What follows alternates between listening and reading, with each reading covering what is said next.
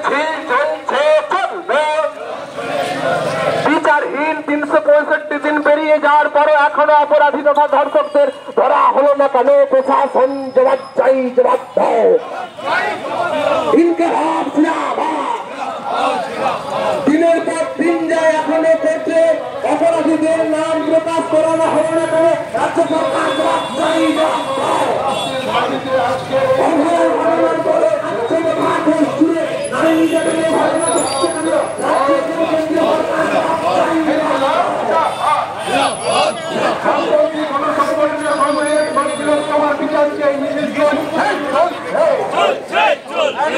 অতিক্রান্ত হয়ে যাওয়া পরও তিলোত্তমা কেন বিচার পেল না? জবাব চাই, জবাব দাও।